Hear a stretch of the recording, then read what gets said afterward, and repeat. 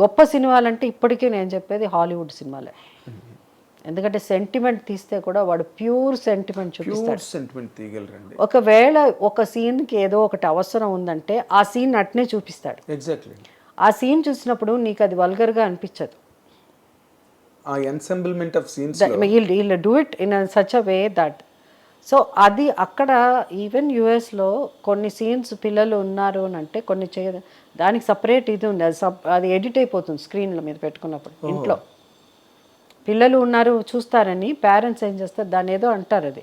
So అది edit అయిపోయి వస్తుంది. దాన్ని ఏమంటారు మర్చిపోయాను నేను. You can any foul language, bad language, scenes based on any ఇలాంటి సీన్స్ అంతా చూడకూడని సీన్స్, అడల్ట్ ఇది కంటెంట్ ఉంటే అవన్నీ కూడా నా ఆటోమేటిక్గా ఎడిట్ అయిపోతుంది. వీళ్ళకి కనిపించదు, ఈ ఇంట్లో ఉన్న వాళ్ళకి. అలాంటిది ఉంది. అది ఒకటి ఇండియాలో రావాలి. దాని తర్వాత ఇంకొకటి ఏంటంటే మన కల్చర్ని మించి ఏదో వాడు తీసేసి అది చాలా బాగా గొప్ప అంటే నేను చాలా ఇంటలెక్చువల్ అని అనుకుంటే మనం ఏం చేయలేం. అవన్నీ కూడా అంత వల్గర్గా అంత బ్యాడ్గా చూపించకుండా కూడా మనం still we can make bold movies. Bold doesn't mean you have to be crude. అంటే bold doesn't mean that you have to look అంటే ఇలా చూపిస్తేనే అది బోల్డ్ అని అనుకోవద్దు. Bold is something which you the choice of the selection of your subject, story line. మొన్న ఒక పెళ్ళికి వెళ్తే పెద్దవాళ్ళ ఇంటి పెళ్ళి, ఒక పెద్దవారు నా దగ్గరకు వచ్చి, అమ్మ మీకు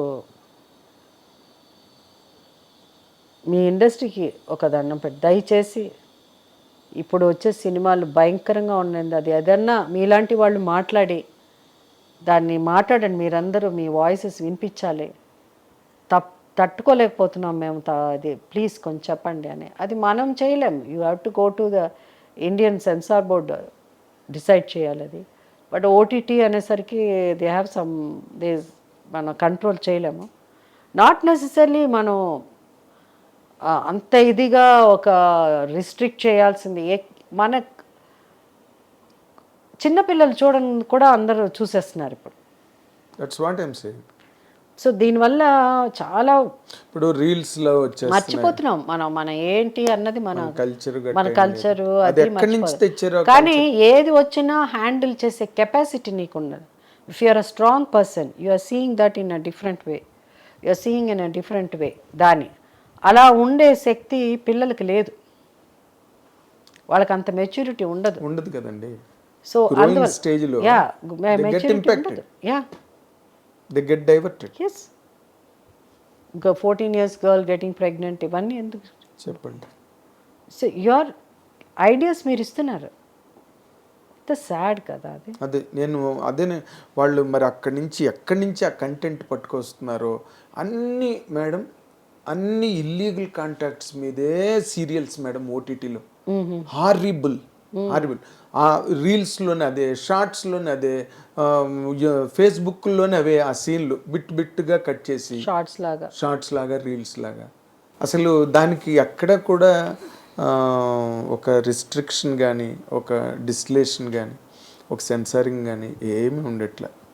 and women are taking money and acting to the requirement of the director and producer. Oh, that is there. That is, see, acting వాళ్ళని తప్పు చెప్పండి, యాక్ట్ చేసేవాడిని తప్పు తీసేవాడిని తప్పు చెప్పండి. యాక్ట్ చేసేవాళ్ళు చేస్తారు వాళ్ళ అవసరాన్ని బట్టి, లేదా వాళ్ళు ఇది కరెక్ట్ కాదు అనుకుంటే ఓకే. ఈ మధ్య ఒక పెద్ద సినిమా వచ్చింది, ఆ పెద్ద హిట్ అయిపోయింది ఆ సినిమా, హిందీ సినిమా. చాలామంది దానికి అగెన్స్ట్గా మాట్లాడారు, చాలా తప్పు కాదండి అని. కానీ అది 400 కోట్లు అది సినిమా కలెక్ట్ చేసిందంటే దాన్ని ఎవరు చూశారు? నువ్వు చూసావు కదా, నువ్వే చూస్తున్నావు. సరే నువ్వు చూసినా అంటే అందరూ లేదండి అది ఒకళ్ళు ఈ సినిమా బాగుంది, అది యూత్ అంతా చెడిపోయారు, ఇప్పుడు యూత్ అంతా చూస్తున్నారు అలా అని.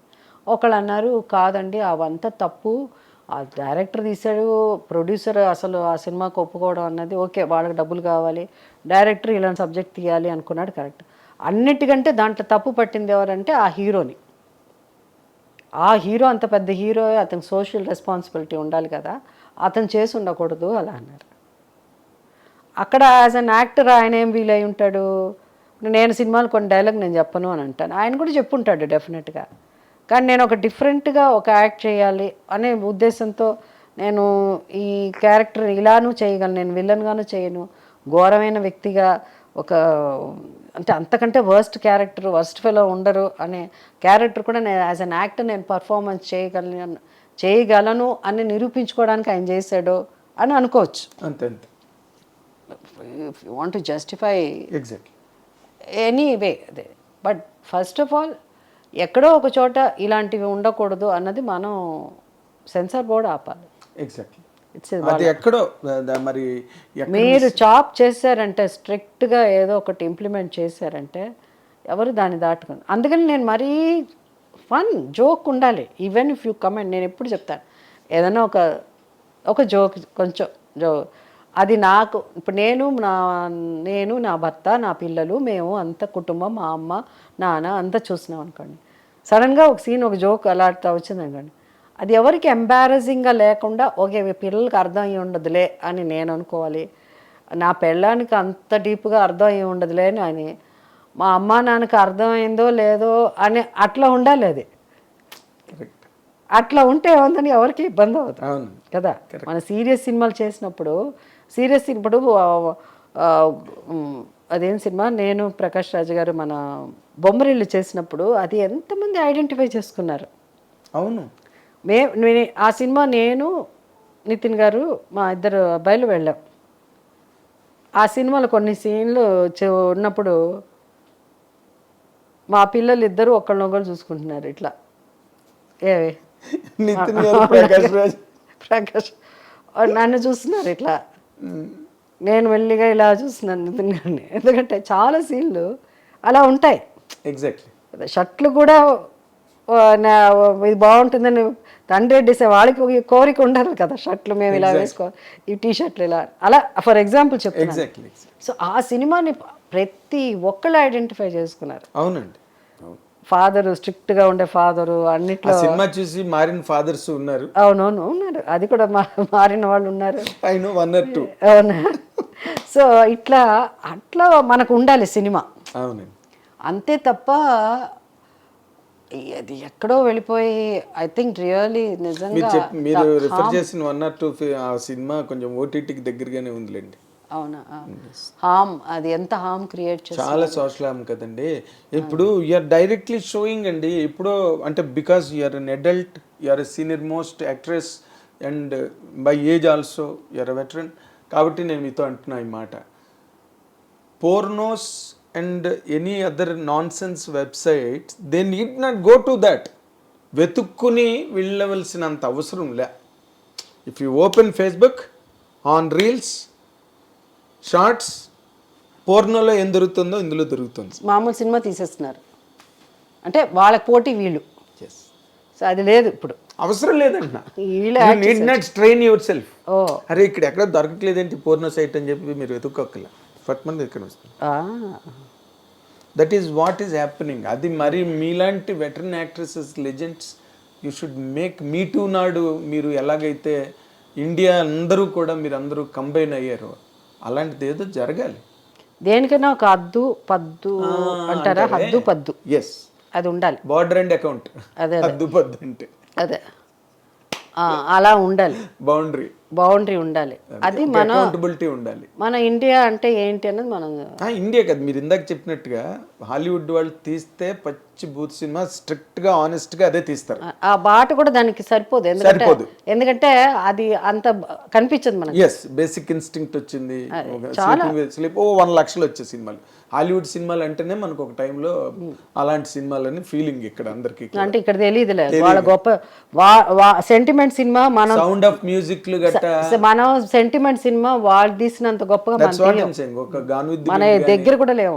గాన్ విత్ ది విండ్ కానీ అసలు ఎలాంటి సినిమాలు వాళ్ళు, అదే అన్నాను, ఏది తీసినా ఎక్స్ట్రీమ్స్ లో తీస్తారు వాళ్ళు. సెంటిమెంట్ తీస్తే అద్దరిపోతుంది వాళ్ళు తీసేది. రోడ్ టు పెర్డిషన్ చూసారా మీరు? రోడ్ టు పెర్డిషన్ అని వాళ్ళతో కంపేర్ చేసుకోలేము. మన వాళ్ళు దేనిలో మాస్టర్ చేస్తున్నారంటే దీనిలో master. They can never imagine Sound of Music. I can tell you. They can never imagine Gone with the Wind. They can never imagine road to perdition, అంటే మనకి దే కెన్ నెవర్. మన వాళ్ళు ఏం చేశారంటే కులం పరంగా ఇది అంటరాని వాళ్ళు అదే రోజుల్లో ఉండేది కదా, ఎస్, ఇది ఇట్లాంటి వాళ్ళు అట్లాంటి వాళ్ళు, అందుకని అలాగే సినిమాల్లో కూడా పెట్టేశారు. ఇది మాస్ జనానికండి, ఇది ఇలాంటి జనం ఉన్నారండి వీళ్ళ కోసం అండి అలా అని. అక్కడ అవన్నీ ఉండదు, వాళ్ళు ఏం తీయాలో అదే తీస్తాడు. ఈ సినిమాకి ఇది కరెక్ట్గా ఉందంటే అదే తీస్తాడు. అది తీసుకొచ్చి మళ్ళీ ఫ్యామిలీ డ్రామాలో కల్పరు. మధ్యలో ఏడుపు, ఒక ఫ్యామిలీ టచ్, భయంకరమైన సీన్ ఉంటుంది, మళ్ళీ నాన్న అని ఒక సీన్ ఉంటుంది.